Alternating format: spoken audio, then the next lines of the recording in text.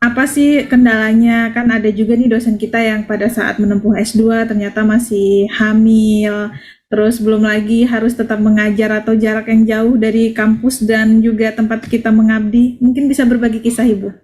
Baik, terima kasih Bu Sulistia.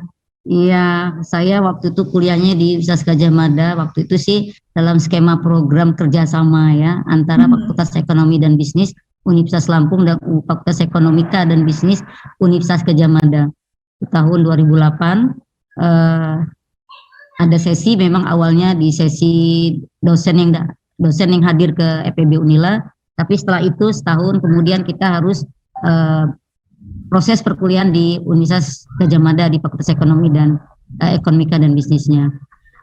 Kalau bicara itu ya, karena memang dari awal kita sudah ada komitmen dengan keluarga, terutama kepada suami dan anak, bahwa memang itu tugas ya, bagian dari tugas. Mereka juga memaklumi dan mereka ya mendorong, mendukung ya, bahkan ya kita pulang pergi, dan saya juga mengucapkan terima kasih nih, waktu awal-awal saya juga dibantu oleh Pak Profesor Nurdiono saat awal kami bersama, dia punya rumah bisa kami tempatkan gitu awalnya ya. Alhamdulillah itu memberikan sebuah ya efisiensi juga, efektivitas kami karena berdekatan dengan kampus gitu ya rumahnya.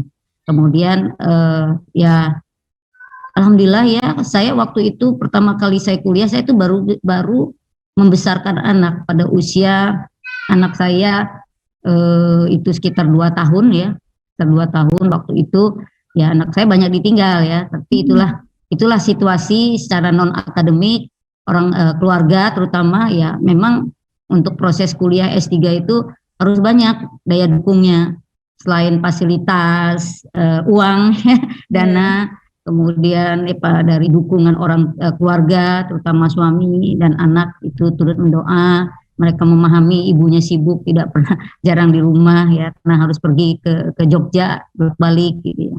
Nah itu ya alhamdulillah itu semua kami ya jalani ya.